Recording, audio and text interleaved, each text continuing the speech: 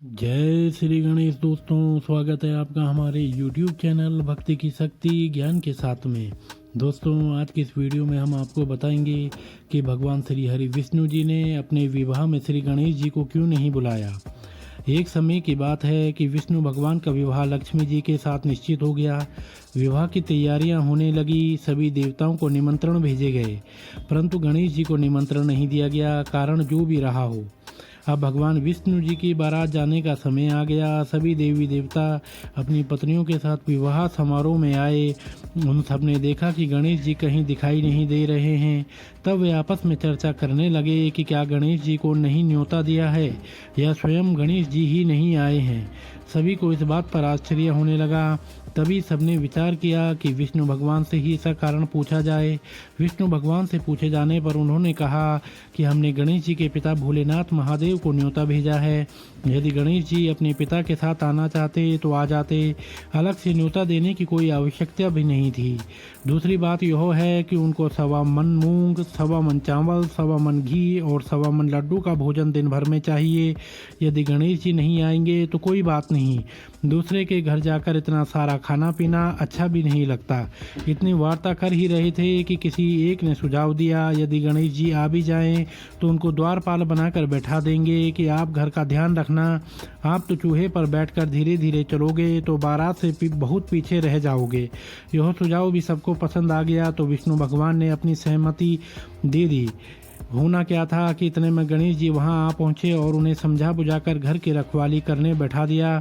बारात चल दी। तब नारद जी ने देखा कि गणेश जी तो दरवाजे पर ही बैठे हुए हैं, तो वे गणेश जी के पास गए और रुकने का कारण पूछा। गणेश जी कहने लगे कि विष्णु भगवान ने मेरा बहुत अपमान किया है। नारद जी ने कहा कि आप अपनी मूषक सेना को आगे भेज दें तो वह रास्ता खोद देगी, जिससे उनके वाहन धरती में धंस जाएंगे। तब आपको सम्मानपूर्वक बुलाना पड़ेगा। अब तो गणेश जी ने अपनी मूषक सेना जल्दी से आगे भेज दी और सेना ने जमीन पोली कर दी। जब बारात वहां से निकली तो रथों के पहिए धरती में धंस गए। लाख कोशिश करने पर भी पहिए नहीं निकले। सभी ने अपने अपने उपाय किए, परंतु पहिए तो नहीं निकले, बल्कि जगह जगह से टूट गए। किसी की समझ में नहीं आ रहा था कि अब क्या किया जाए। तब तो नारद जी ने कहा, आप लोगों ने गणेश जी का अपमान करके अच्छा नहीं किया। यदि उन्हें मनाकर लाया जाए तो आपका कार्य सिद्ध हो सकता है और यह संकट टल सकता है। शंकर भगवान ने अपने दूत नंदी को भेजा और वे गणेश जी को लेकर आए। गणेश जी का आदर सम्मान के साथ पूजन किया गया। तब कहीं रथ के पहिए निकले। अब रथ के पहिए निकल तो गए, परंतु वे टूट फूट गए, तो उन्हें सुधारे कौन। पास के खेत में खाती काम कर रहा था, उसे बुलाया गया। खाती अपना कार्य करने के पहले श्री गणेशाय नमः कहकर गणेश जी की वंदना मन ही मन करने लगा।